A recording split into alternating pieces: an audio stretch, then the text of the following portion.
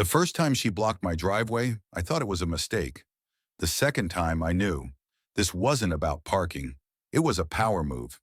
If you've ever had a neighbor like her, the type who polices lawn heights and dog bark volumes with equal fanaticism, you know how fast paradise turns into a prison.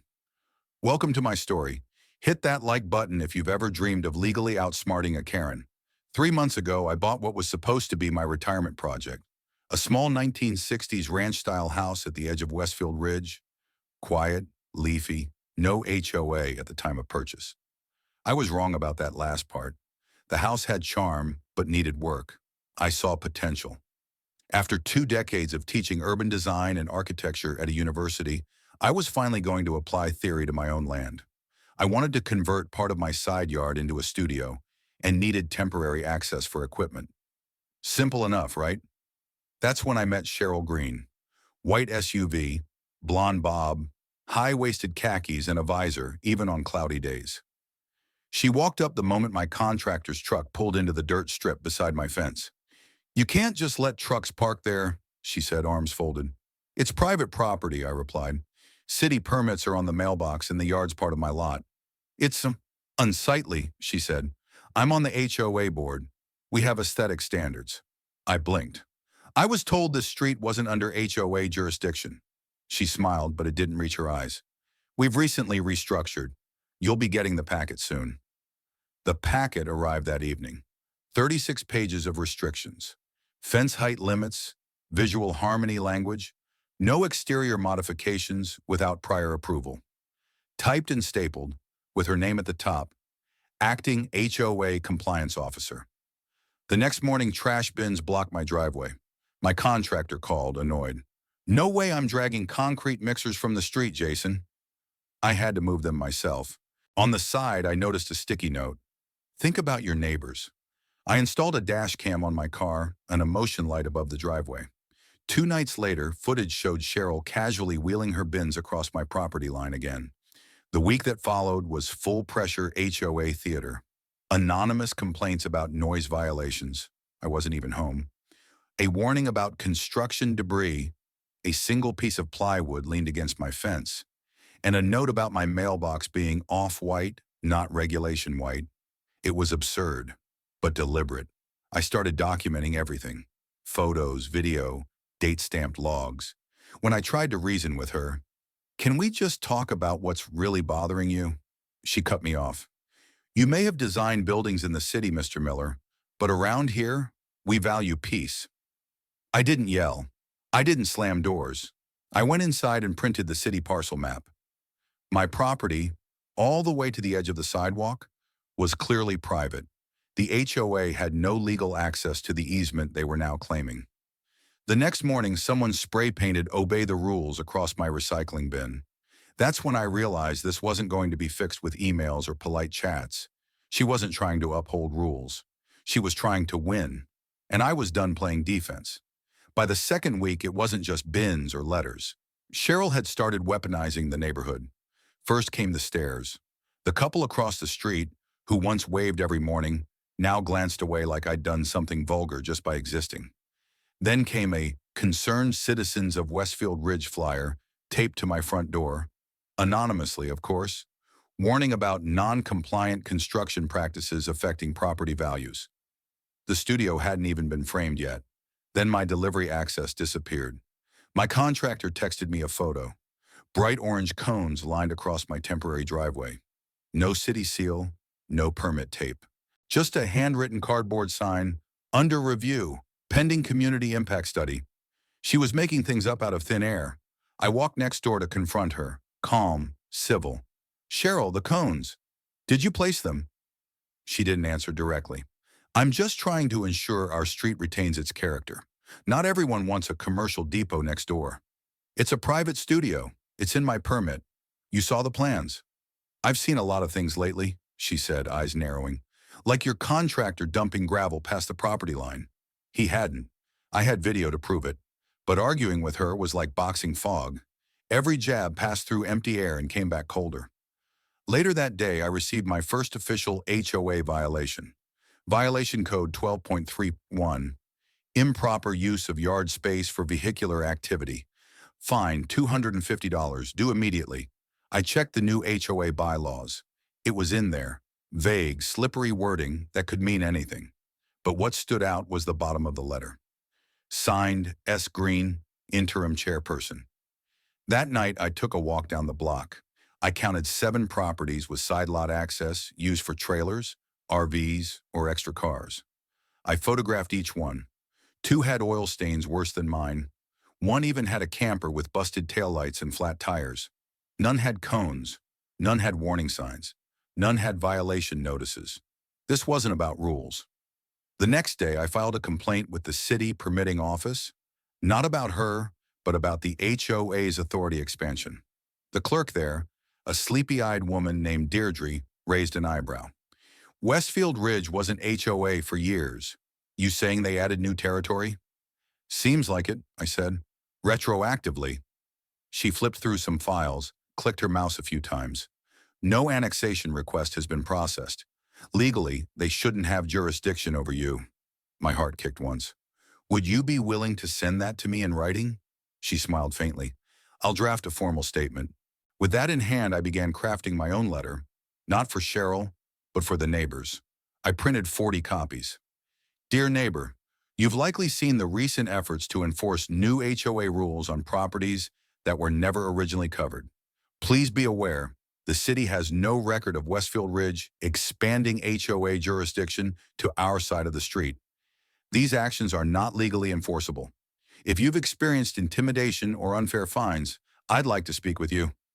I signed it with my name and phone number. By dusk, half the letters were gone from porches, but the next morning I found my mailbox door ripped off its hinge and lying on my walkway.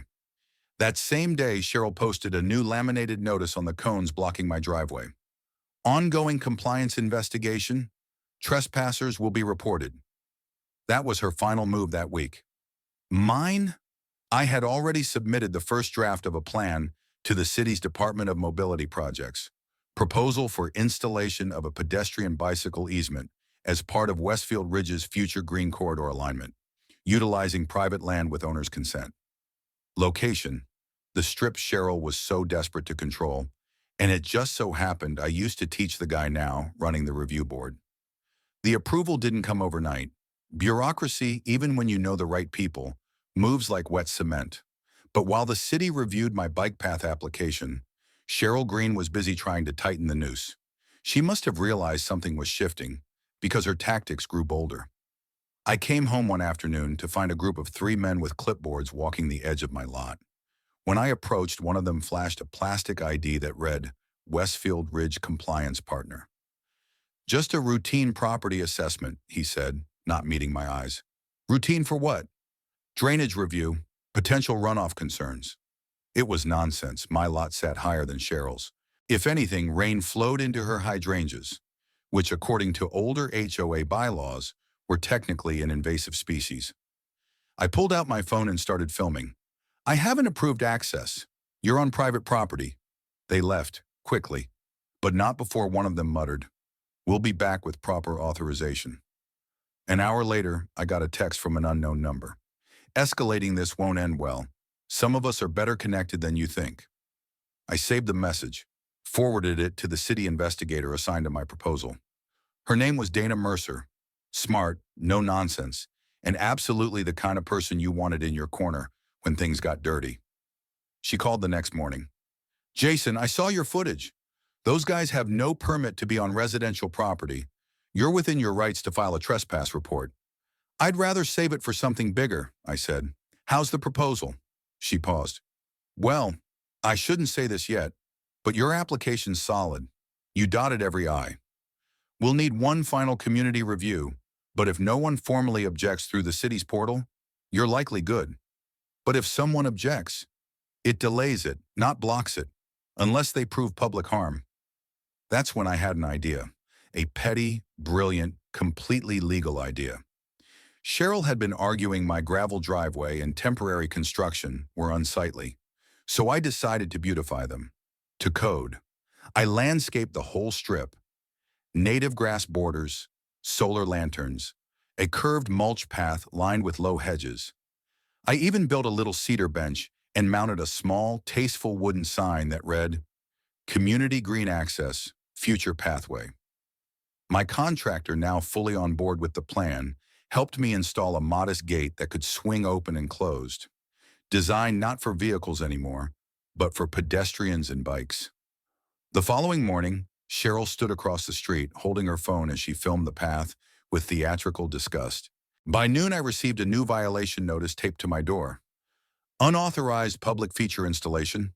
I sent a copy of the notice to Dana. She replied with a laughing emoji and a link to a city page. Homeowners participating in green initiative programs are exempt from visual harmony reviews when promoting city-backed mobility projects. Translation, she couldn't touch it. That weekend, I hosted a sidewalk lemonade stand. I offered drinks to anyone passing by, mostly dog walkers and retirees, and explained the bike path idea. What surprised me was how many were fed up. She fined me for a wind chime, one man muttered. She told my daughter her car was too loud, said another woman. They weren't ready to speak publicly. Not yet, but I could see it, the quiet turning, the awareness that Cheryl Green's grip was starting to loosen. The bike path proposal hit the public comment phase the next day, and for the first 48 hours, not a single formal objection was filed, until someone uploaded a PDF with the subject, Immediate Safety Hazards from Unlicensed Bike Zone. The author, Green, S. The objection was 6 pages of dramatic language. Words like endangerment, unlawful trespassing zone, and my personal favorite, rogue infrastructure. It read like a legal threat crossed with a neighborhood gossip column. I forwarded the document to Dana Mercer at the city office. Her response was as dry as it was satisfying. Objection noted. Does not meet criteria for delay. Translation, denied. But Cheryl wasn't done. 2 days later, I woke to shouting. My contractor, Luis, was at the edge of the driveway, arguing with a man in a navy blazer and wraparound sunglasses. I said, "Get off the gravel," the man barked. "You're violating Article 6.7 of the revised covenant." Luis raised both hands. "You're not the police, man." I walked out calmly, holding my phone already recording. "Can I help you?" I asked. The man turned. "Martin Fensley. I represent the Westfield Ridge Civic Oversight Committee." "Never heard of it," I said. He pulled out a laminated ID. It had the HOA logo on it and a photo of his sour face. His title, Vice President, External Relations. Of course, Cheryl's new enforcer. He continued. "We're investigating the unauthorized use of decorative solar lighting in a pedestrian corridor not yet approved for public use."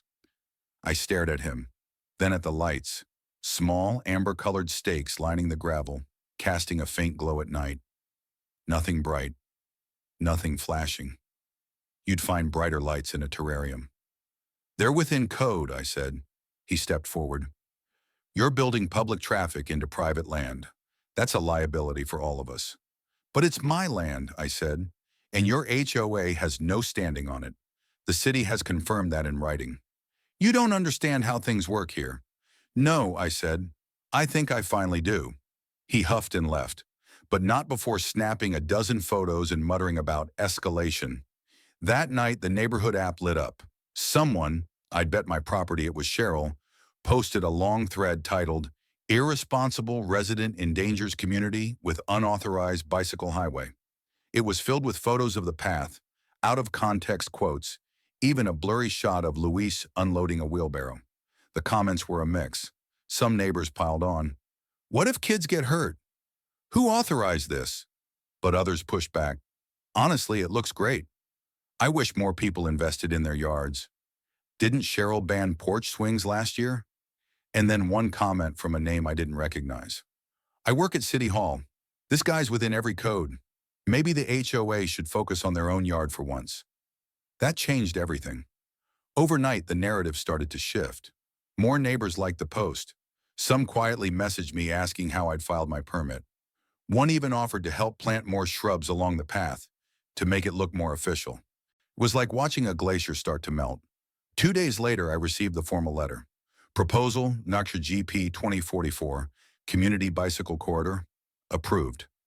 Effective immediately, the city recognized the strip beside my house as part of a certified mobility corridor extension. Legally protected, public, untouchable by HOA mandates. I printed the letter, laminated it, and nailed it to a post near the gate. When Cheryl saw it the next morning, she stopped in the middle of the street, just stood there, eyes fixed on the sign, her Starbucks cup trembling in her hand. That evening, I heard a knock on the door. It wasn't a neighbor. It was a journalist from the local paper. Clipboard, press badge, and a smile. "Hi, Mr. Miller. We're doing a story on Westfield Ridge, specifically on community conflicts over property rights. We've heard some interesting things about a bike path. Mind if I ask a few questions?" The article came out 3 days later. Front page of the Sunday Local, Suburbia versus Sanity, how one man turned a driveway dispute into a city-backed victory. There was a photo of me standing beside the now official bike path, arms crossed, a smile I didn't know I had. The sign with the city seal in the background made it all look permanent, real, and it was. Cheryl's name wasn't mentioned directly, but the quotes made her role unmistakable. One passage hit especially hard. While some HOA officials raised objections on aesthetic grounds, none could provide legal precedent or municipal support for their claims. Meanwhile, residents quietly voiced frustration over years of rule enforcement that, in one neighbor's words, felt more like punishment than policy. That neighbor was Amanda, lives 2 doors down. She brought me banana bread the day the paper dropped. "You're not just the guy with the bike path now," she said. "You're the guy who stood up." Something cracked open that week. Neighbors who had avoided me for months started waving again. One left a handwritten thank you note in my mailbox, still doorless, still broken, saying her son had started using the path to ride to school. Someone planted 2 flowering shrubs near the bench. I still don't know who. HOA leadership held an emergency meeting the following Friday. I wasn't invited, but someone slid a printed agenda under my door. Item 3. Discussion of boundaries between private property and community guidelines. Item 4. Member grievances regarding board leadership conduct. Item 5. Proposal to restructure compliance review roles. Cheryl didn't show up for her morning walk that day, or the next. Monday afternoon, a black SUV pulled into her driveway. 2 men in suits walked to her door. One had a clipboard, the other had a badge. City investigators.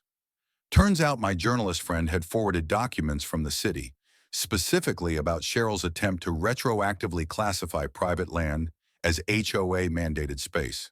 That alone violated several municipal ordinances, but it got worse for her. Donna Mercer called me personally. "Jason, just so you know, your HOA submitted several forged documents during the path review process. We have signature mismatches, backdated forms, and at least one neighbor listed as supporting an appeal who had no idea his name was used." That neighbor? Michael, 3 houses down. A veteran. Quiet guy. Apparently, Cheryl had used his name to bolster her objection. And when the city called to confirm, he denied ever signing anything. "She messed with the wrong guy," Michael said when I dropped by to thank him, "and the wrong street." The HOA didn't just remove Cheryl from the board. They dissolved the current leadership structure entirely, reinstated older bylaws, appointed a temporary committee with input from neutral parties, including me, though I declined. I had my victory. I didn't need a seat at the table. I just wanted my peace. The cones disappeared. So did the fake notices, the fines, the threats. And eventually, so did Cheryl. One morning, I saw a moving truck in front of her house. No one said goodbye, no farewell party, just boxes, sweat, and silence. I watched from the edge of the bike path, sipping coffee as her SUV pulled away for the last time. The same vehicle that once blocked my driveway, that once parked just to make a point. She didn't look back. I exhaled, long, quiet. Then I walked over to the wooden post near the bench, took a small hammer, and nailed in one final addition to the sign. It read, "Public access, respect welcomed, control not." If you've ever been cornered by a Karen, remember, laws matter, documents matter, but most of all, neighbors who stand together matter more than any clipboard ever will. Thanks for watching. Drop a comment if you've ever had to outthink a power-hungry HOA. And if not, just hit like for the petty joy of turning a driveway into a revolution.